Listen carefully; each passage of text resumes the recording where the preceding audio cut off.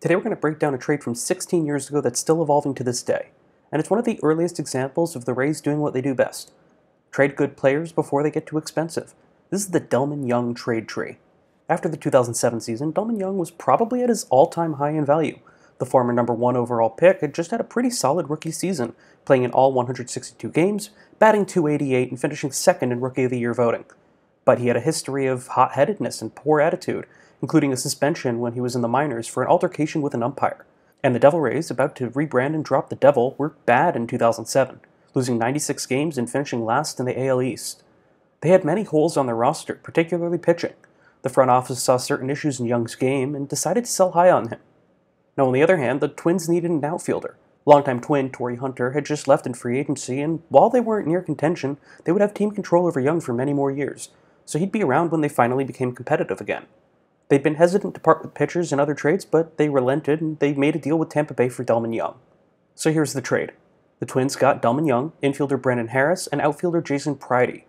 And the Rays received pitching prospect Eddie Moreland, shortstop Jason Bartlett, and young starting pitcher Matt Garza. Now, how did the Twins do? Delmon Young slotted in as their starter in left field for 2008 on the back of an impressive spring training, and he had a solid sophomore season at the plate. He hit 10 home runs, 69 RBIs, and slashed .290, .336, .405 for an OPS plus of 100 in 152 games.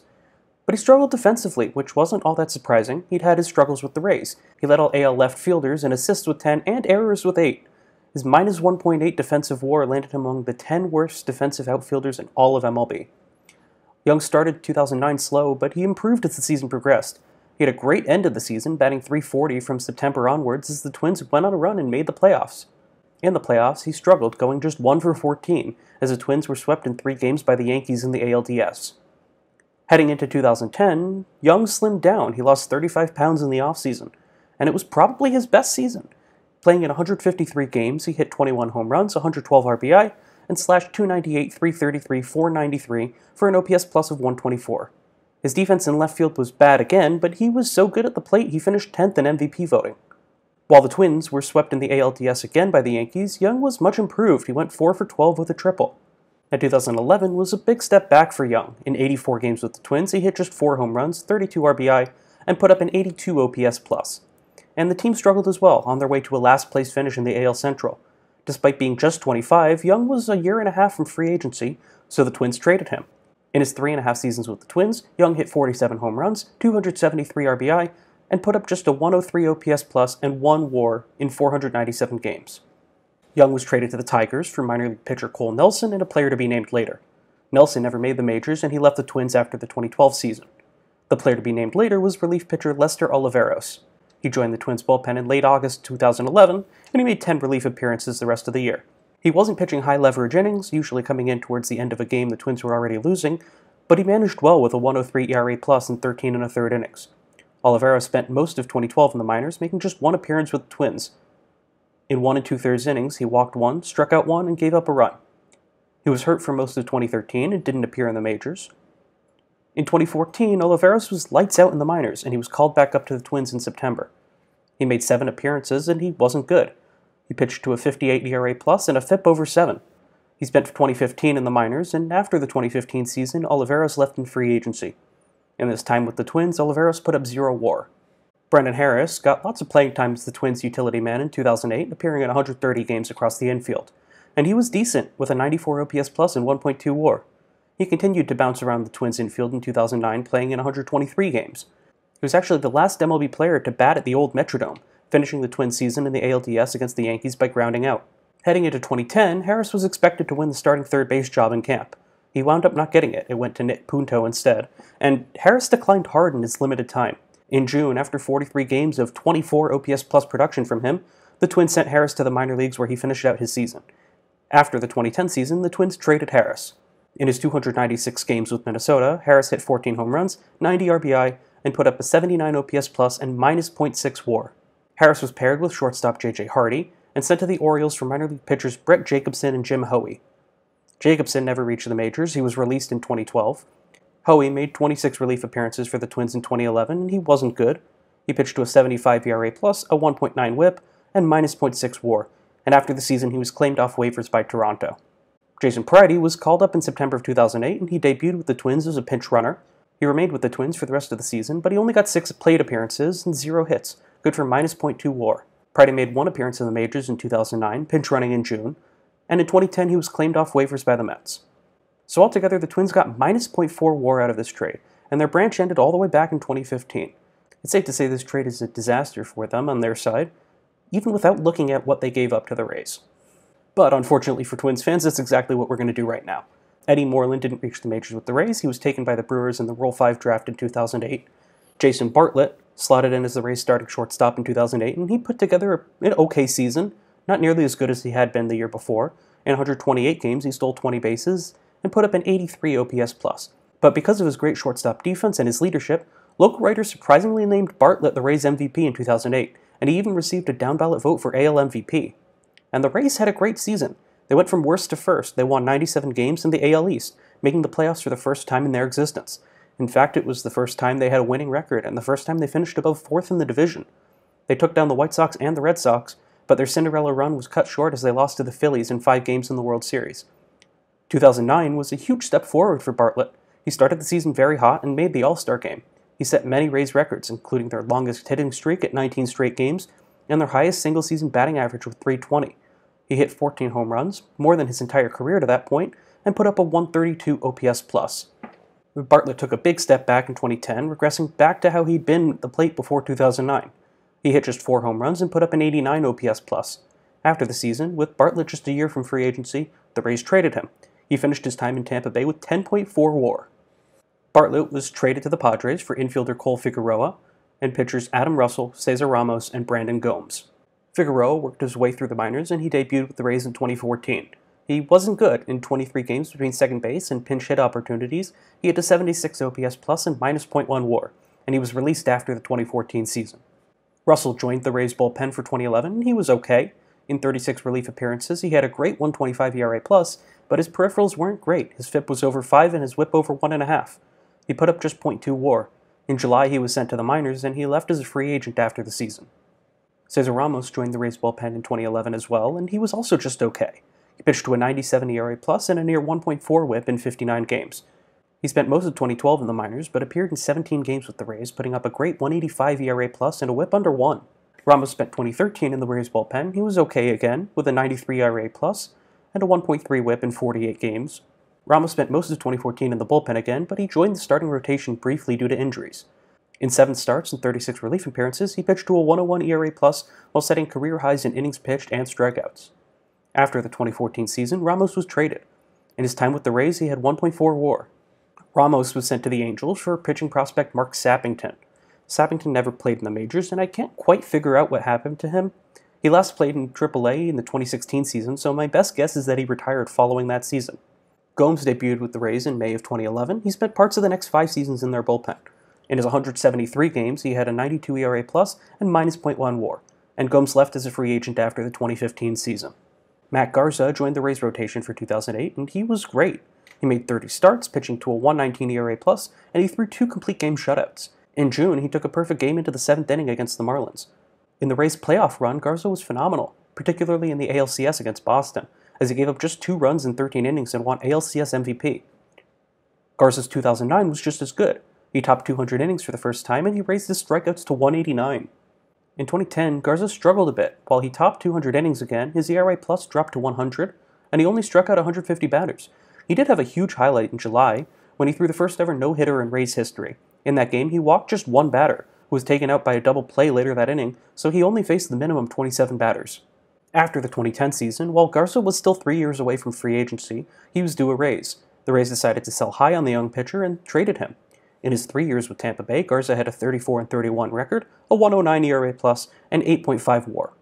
Garza was traded along with outfielder Fernando Perez and pitching prospect Zach Broscup to the Cubs for outfielder Sam Fuld and 4 prospects, outfielder Brandon Guyer, catcher Robinson Chirinos, shortstop Hack Ju Lee, and pitcher Chris Archer.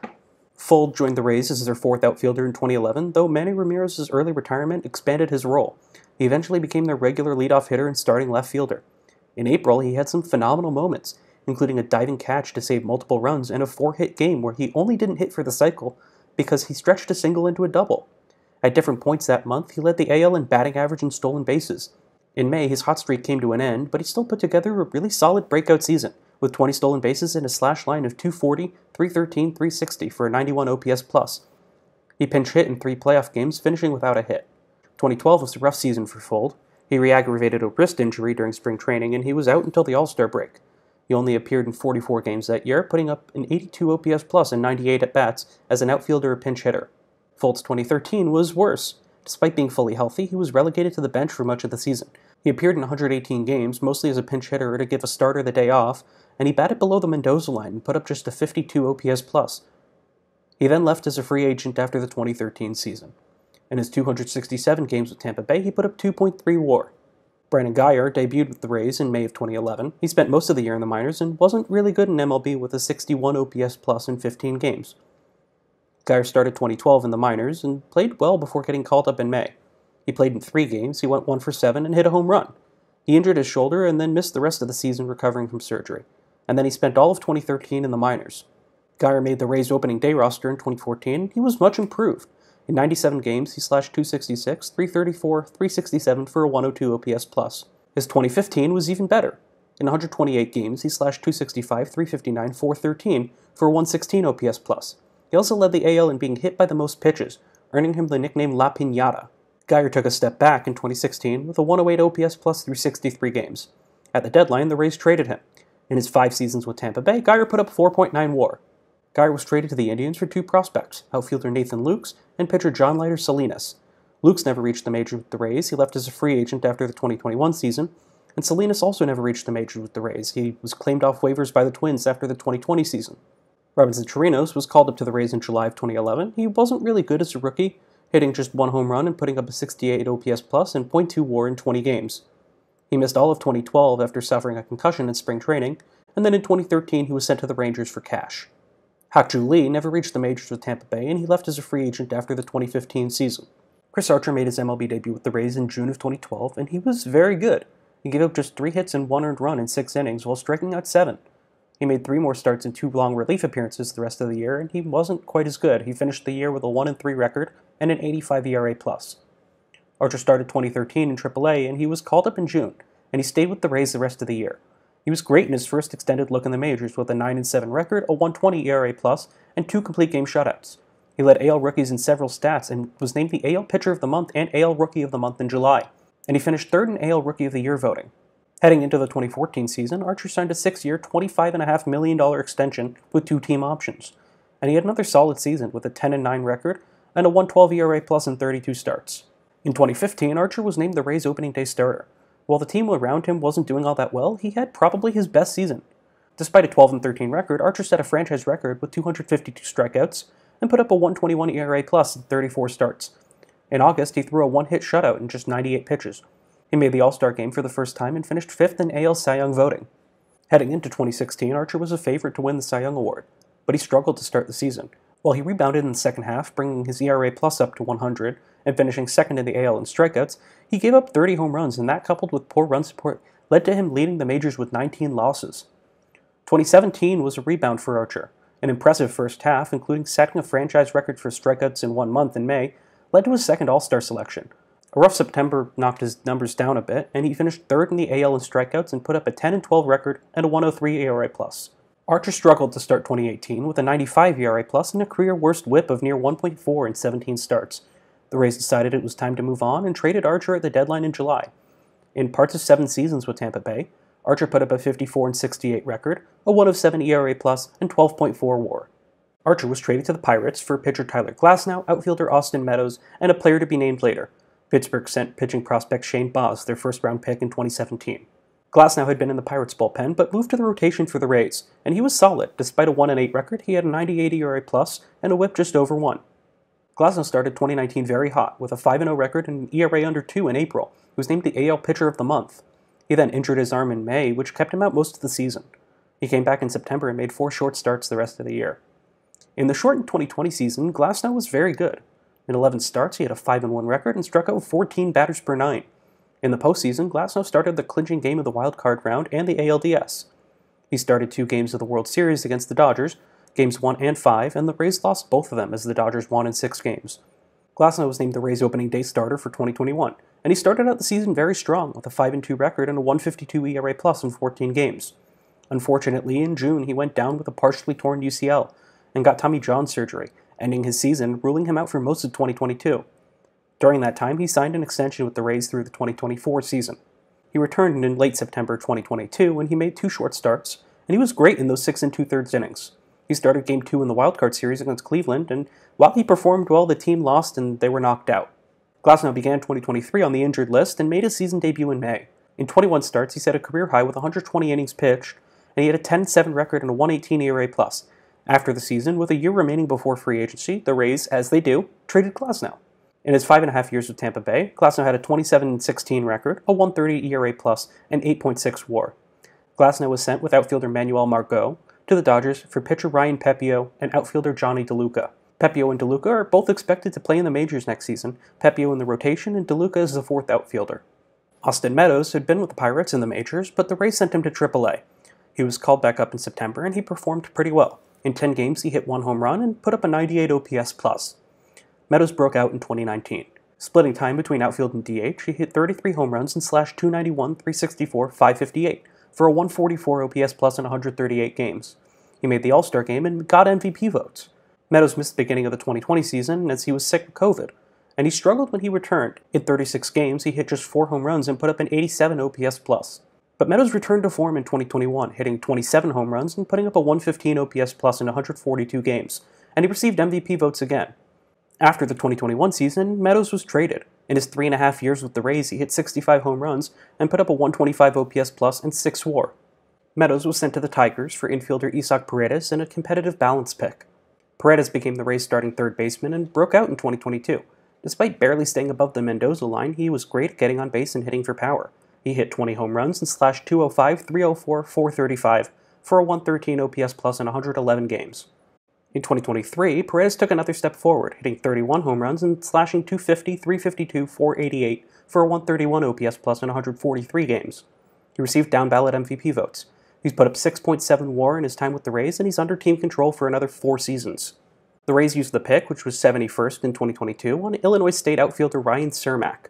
He reached A-ball in 2023, and he performed well at that level, but he's at least a couple more years away from the majors. Shane Baz worked his way up the minors and debuted with the Rays in September of 2021, and he was great in his 3 starts, striking out 18 and 13 1/3 innings, and putting up a whip under .7. Heading into 2022, Baz was ranked a top 10 prospect in MLB by multiple rankings. He missed the first 2 months of the season recovering from elbow surgery and returned to the Rays in June. He made 6 starts, and he wasn't nearly as good, putting up a 74 ERA+ and giving up 15 runs in just 27 innings. In July, he returned to the injured list with an elbow injury and wound up needing Tommy John surgery. He missed the rest of 2022 and all of 2023, but he should rejoin the Rays rotation in 2024. So far through his 9 starts, Baz has a 3-2 record, a 96 ERA+, and .5 WAR. So altogether, the Rays got 61.9 WAR out of this trade, and they still have valuable pieces today. Isaac Paredes is one of the best young bats in baseball, and both Pepiot and Baz have shown promise in their limited time in the majors. So the Rays obviously win this trade. I don't think I need to get into why, but even more notably, this isn't just the best trade in Rays history. It might be the best 3 trades in Rays history. One of my favorite tweets of all time comes from ESPN writer Sam Miller, who way back in 2014 tweeted, "Love this trade for the Rays. Who'd they give up, and who'd they get?" I don't even know what trade he's talking about in that tweet, but it's just true. The Rays are really good at this. They earned this reputation, starting with the Delmon Young trade, and they've kept it up over the last 15 years. Anyway, if you made it this far, like and subscribe. Let me know if there's other trades you want to see me cover like this.